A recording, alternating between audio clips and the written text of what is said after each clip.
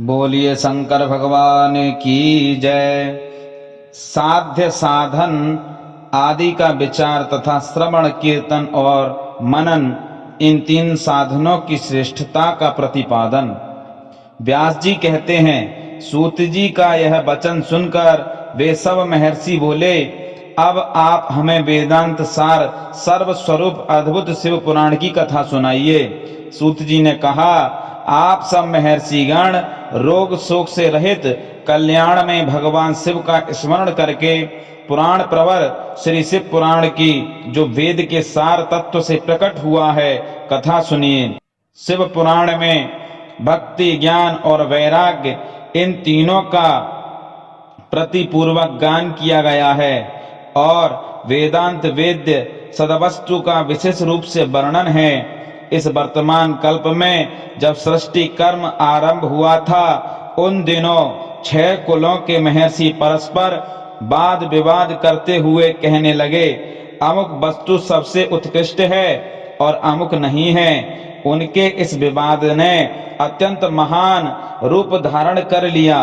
तब वे सब के सब अपनी शंका के समाधान के लिए सृष्टिकर्ता अविनाशी ब्रह्मा जी के पास गए और हाथ जोड़कर विनय भरी वाणी में बोले, प्रभो, आप संपूर्ण जगत को धारण पोषण करने वाले तथा समस्त कारणों के भी कारण हैं। हम यह जानना चाहते हैं कि संपूर्ण तत्वों से परे परात्पर पुराण पुरुष कौन है। ब्रह्मा जी ने कहा, जहां से मन सहित वाणी उन्हें न पाकर लौट आती है तथा जिनसे ब्रह्मा विष्णु रुद्र और इंद्र आदि से युक्त यह संपूर्ण जगत समस्त भूतों एवं इंद्रियों के साथ पहले प्रकट हुआ है, वे ही ये देव महादेव सर्वज्ञ एवं संपूर्ण जगत के स्वामी हैं। ये ही सबसे उत्कृष्ट हैं। भक्ति से ही इनका साक्षात्कार होता है, दूसरे किसी उपाय से कहीं इनका दर्शन नहीं होता।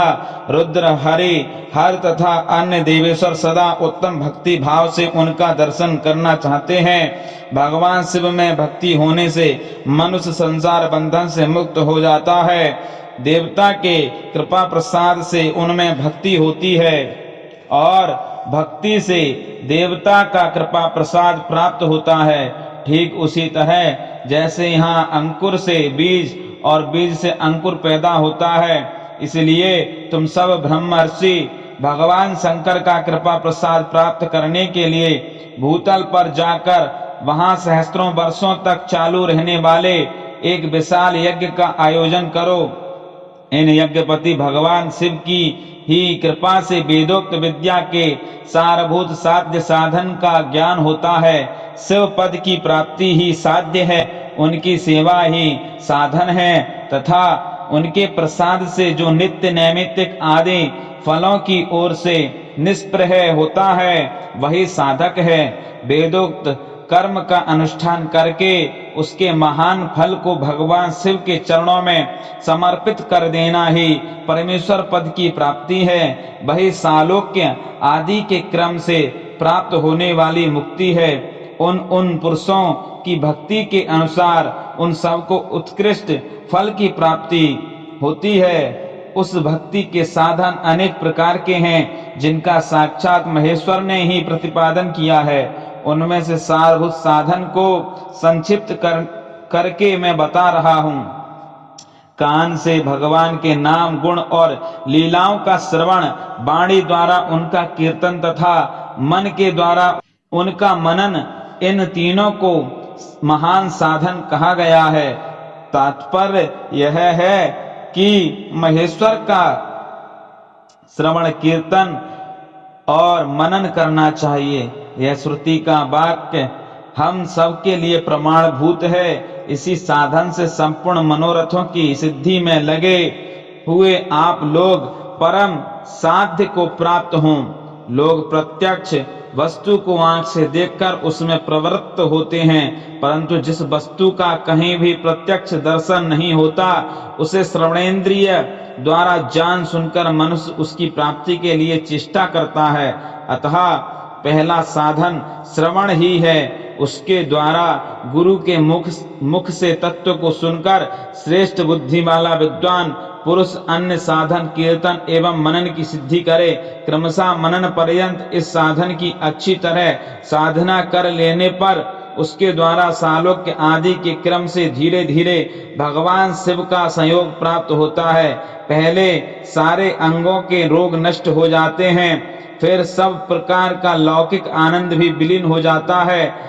भगवान शंकर की पूजा, उनके नामों के जप तथा उनके गुण रूप विलास और नामों का युक्त परायण चित्त के द्वारा जो निरंतर परिशोधन या चिंतन होता है, उसी को मनन कहा गया है। वह महेश्वर की कृपा दृष्टि से उपलब्ध होता है, उसे समस्त श्रेष्ठ साधनों में प्रधान या प्रमुख कहा गया है। सूत जी कहते हैं, मुनीश्वरों, इस साधन का महात्म्य बताने के प्रसंग में मैं आप लोगों के लिए एक प्राचीन वृतांत का वर्णन करूंगा, उसे ध्यान देकर आप सुने।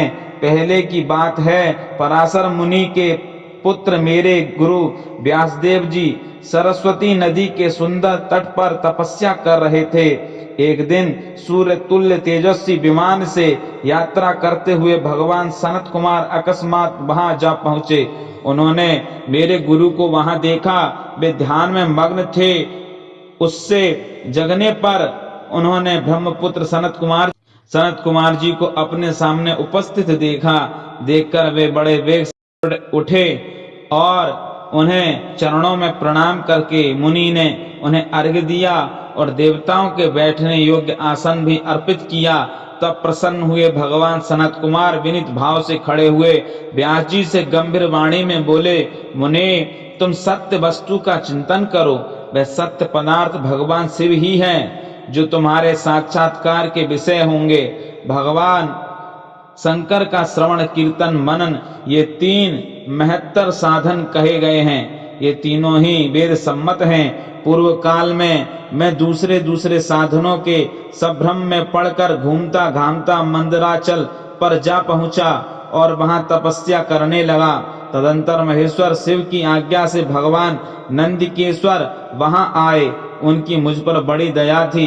वे सबके साक्षी तथा शिव गणों के स्वामी भगवान नंदिकेश्वर मुझे स्नेह पूर्वक मुक्ति का उत्तम साधन बताते हुए बोले, भगवान शंकर का श्रवण कीर्तन और मनन, ये तीनों साधन वेद सम्मत हैं और मुक्ति के साक्षात कारण हैं। यह बात स्वयं भगवान शिव ने मुझसे कही है।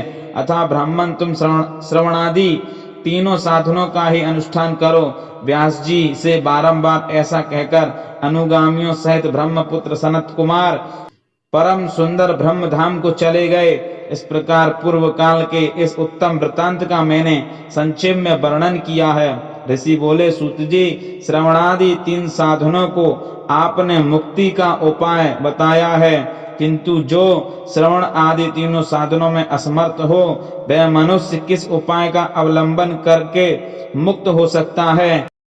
किस साधन भूत कर्म के द्वारा बिना यत्न के ही मोक्ष मिल सकता है?